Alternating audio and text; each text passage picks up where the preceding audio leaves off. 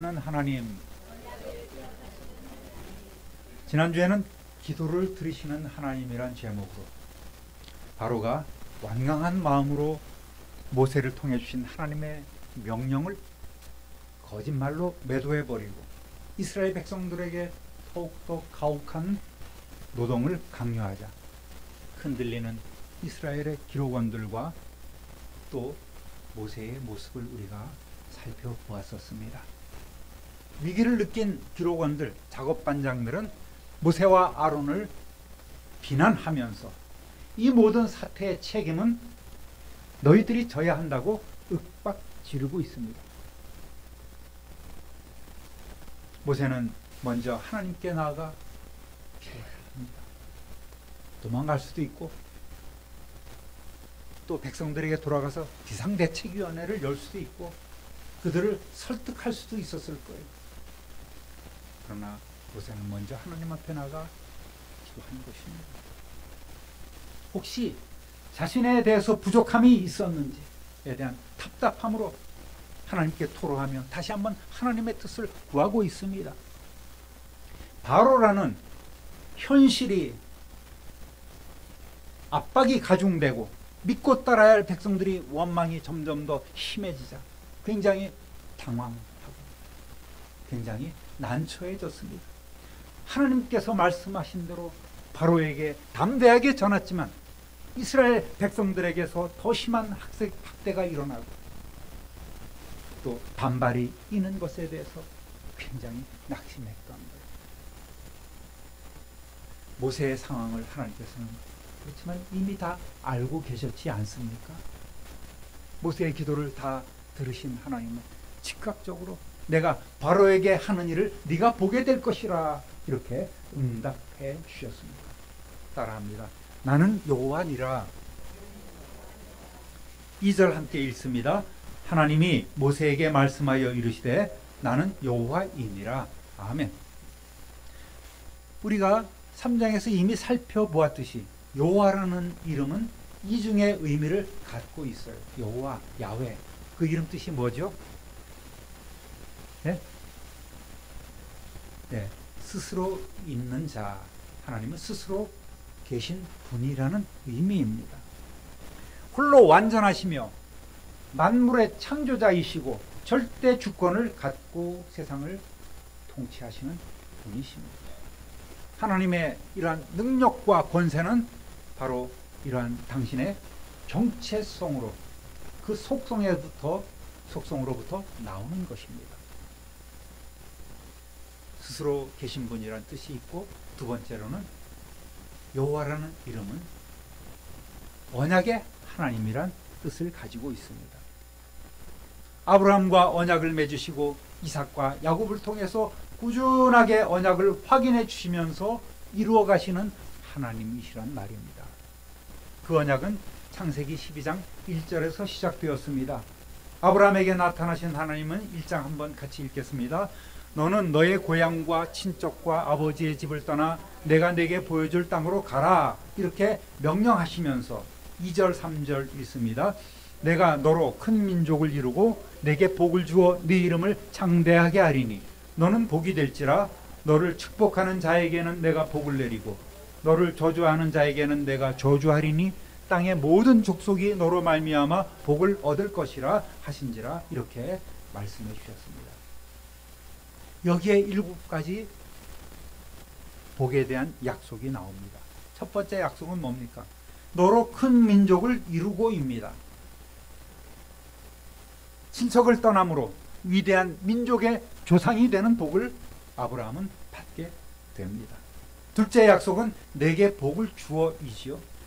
아브라함을 복되게 하려고 복을 주십니다. 그가 받은 제일 큰 복은 전혀 기대하지도 않았던, 포기하고 있었던 약속의 시인 이삭을 받은 것입니다.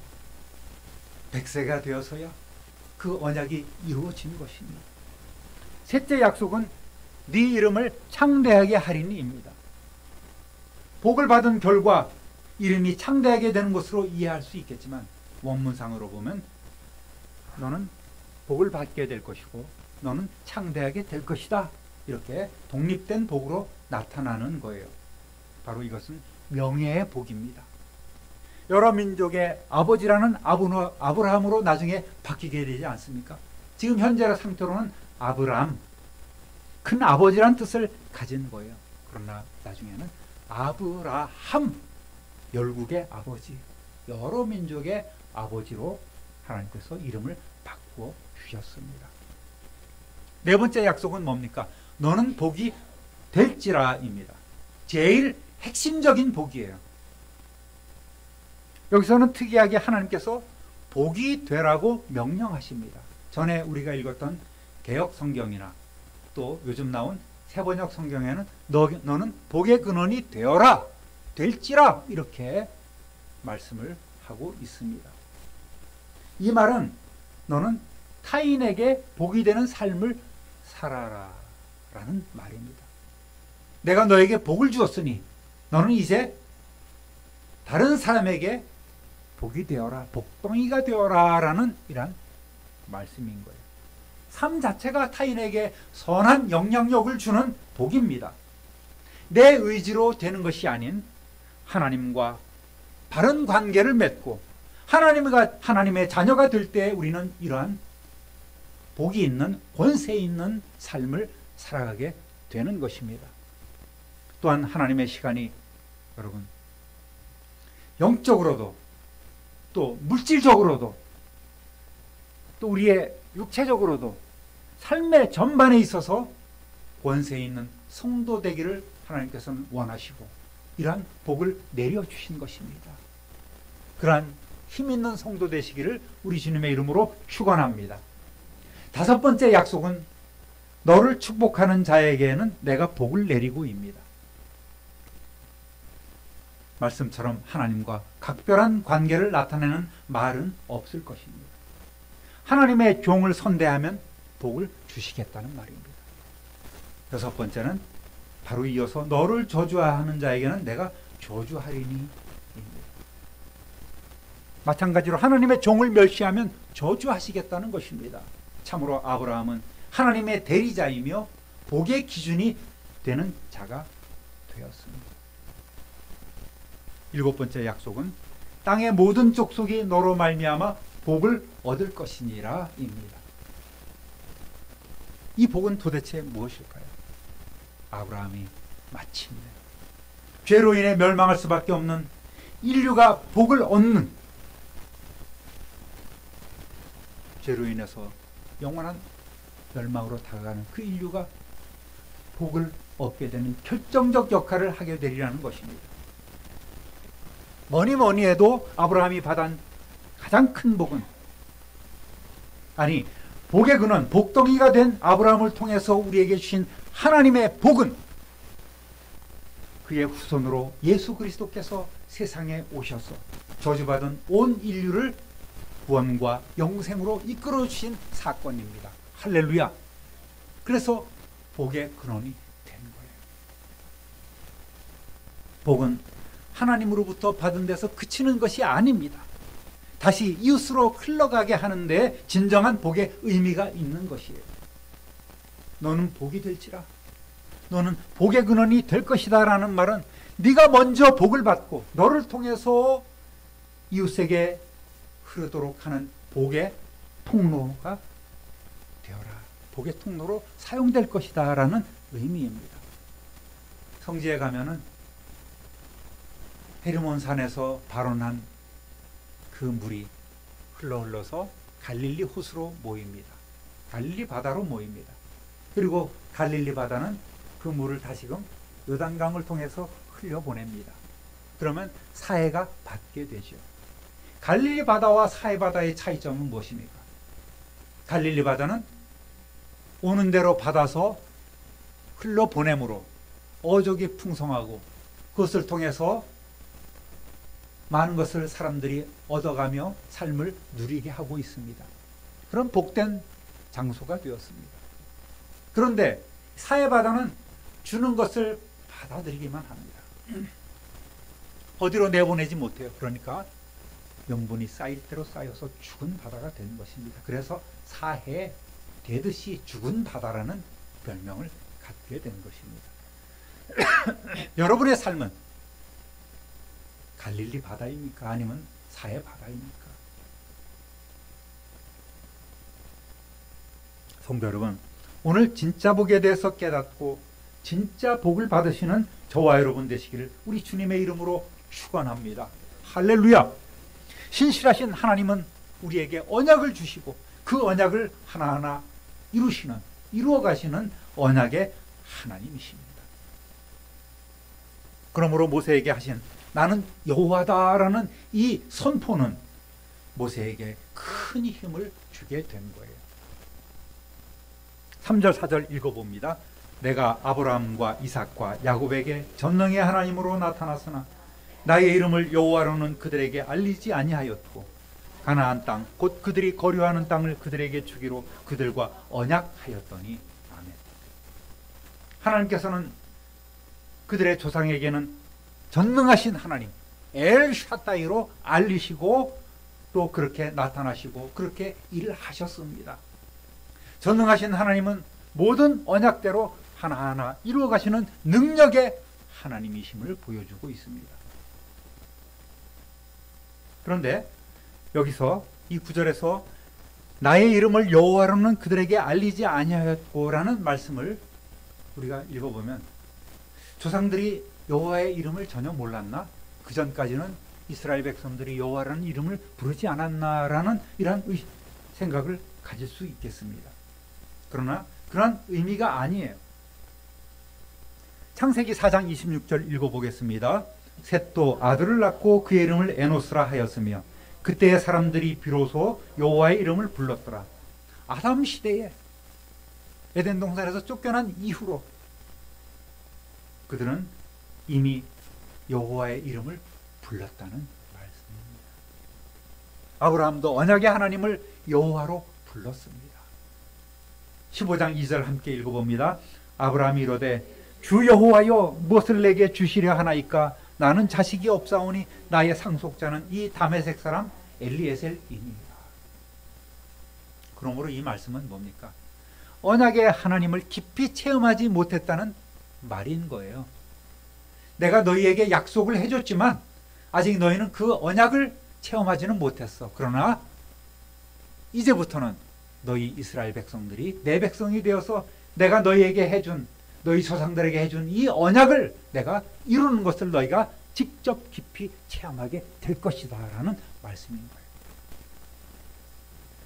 아브라함은 자신의 아들 이삭을 모리아산에서 하나님께 바쳤을 때에 하나님께서 그를 위하여 번제를 위해서 한 어린 양을 예비해 주셨지 않습니까? 이때 아브라함이 뭐라고 이를 불렀어요? 여호와의 산에서 준비되리라 여호와 이레라고 불렀어요. 그러니까 여호와라는 이름이 조상들은 다 잘 알고 있었고 이제 하나님께서는 그 언약대로 너희들에게 직접 이루어 주시겠다고 약속해 주신 것입니다. 따라합니다. 나의 언약을 기억하노라.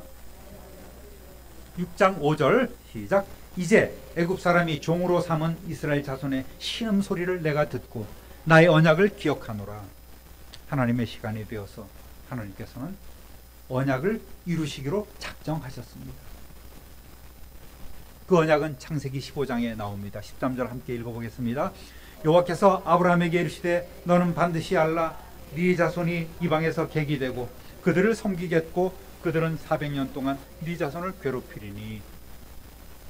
이스라엘 백성들은 그들의 조상 아브라함 이래로 요셉까지 그들의 애굽 이주의 역사를 잘 알고 있었고 또 전해진 하나님의 말씀을 기억하고 있었습니다. 또 하나님의 시간이 가까워짐을 느끼고 있었지만 어느 것 하나 그런 조짐이 보이지 않았습니다. 그래서 이스라엘 백성은 애가 탄 거예요. 4대 만에 너희가 이 땅으로 가나안 땅으로 돌아오게 될 것이라고 약속해 주셨는데 4대가 되었는데도 불구하고 전혀 그러한 조짐이 나타나지 않았던 것입니다. 그래서 그들은 하나님의 약속을 붙잡고 기도하는 것밖에 할 것이 없었던 거예요. 이스라엘 백성들의 그 신음 소리를 하나님께서 들으셨단 말입니다. 출애굽기 2장 24절 또 읽어보겠습니다. 하나님이 그들의 고통 소리를 들으시고 하나님이 아브라함과 이삭과 야곱에게 세운 그의 언약을 기억하사, 지난번에도 말씀드렸지만 여기서 기억하신다는 말은 깜빡 잊고 계시다가 생각이 나신 것이 아니라 항상 잊지 않고 계셨으며 이제 그 약속을 이행하시겠다는 다짐인 거예요. 2장에서도 이렇게 6장에서 하나님께서는 거듭 모세에게 확인시켜 주고 있는 것입니다. 그때가 이르러서 하나님께서는 떨기나무 불꽃 가운데서 모세를 부르시고 그를 애굽 동족들에게 보내신 것입니다. 그런데 이 모세가 담대하게 바로에게 나가서 선포한 것까지는 좋았는데 첫 번째 힘겨루기도 하기도 전에 그 바로의 기세에 눌려서 전전긍긍하고 있는 거예요. 하나님은 모세에게 다시금 힘을 북돋아주고 계시지 않습니까? 성도 여러분, 하나님께서는 우리의 형편과 처지를 우리보다 더 잘 알고 계십니다. 우리가 쉽게 낙심하지 않고 믿고 기도하면 하나님께서는 하나님의 시간에 하나님의 뜻을 이루시려고 반드시 응답해 주실 것입니다. 그러한 믿음 갖는 성도 되시기를 우리 주님의 이름으로 축원합니다. 신실한 약속 붙잡고 조금 더 인내하면서 기도하십시오. 따라합니다. 그 땅을 너희의 기업으로 삼게 하리라. 6절 7절 읽어봅니다. 그러므로 이스라엘 자손에게 말하기를 나는 여호와라. 내가 애굽 사람의 무거운 짐 밑에서 너희를 빼내며 그들의 노역에서 너희를 건지며 편팔과 여러 큰 심판들로서 너희를 속량하여 너희를 내 백성으로 삼고 나는 너희의 하나님이 되리니 나는 애굽 사람의 무거운 짐 밑에서 너희를 빼낸 너희의 하나님 여호와인 줄 너희가 알리라. 아멘. 알지라. 하나님께서는 이스라엘 백성에게 당신이 여호와, 즉 언약의 하나님이심을 알리고 계십니다. 구체적으로 강한 능력으로 그들을 구원해서 그 언약대로 당신의 백성으로 삼으시고 그들의 하나님이 되시겠다는 이 비전을, 계획을 전하도록 모세에게 다시금 명령하고 있는 거예요. 내가 여호와 언약의 하나님이야.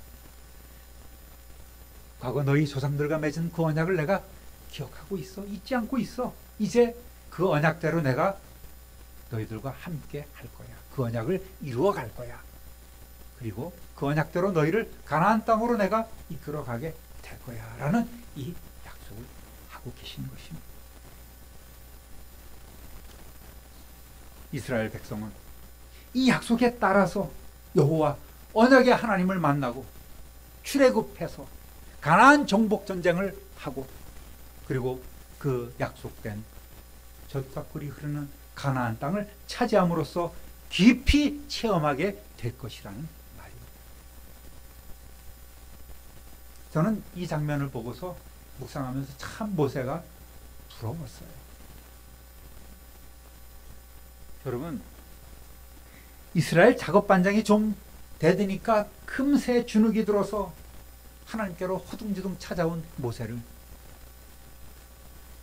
하나님께서는 야 이놈아, 그 정도 가지고 쫄아서 나한테 하소연해? 내가 약속했잖아. 왜 그렇게 말귀를 못 알아들어? 내가 너에게 능력을 줬는데 왜 그렇게 두려워하는 거야? 내 말대로 좀 하라고. 좀 이렇게 그냥 책망하거나 홍군형을 내지 않으시고 하나님답지 않게 공의의 하나님, 심판의 하나님, 두려운 하나님, 경외하는 그런 우리가 경외해야 될 하나님이 아니라 차근차근 조곤조곤 자상하게 말씀하시고 설득하시는 그 하나님이 부러웠다는 얘기예요.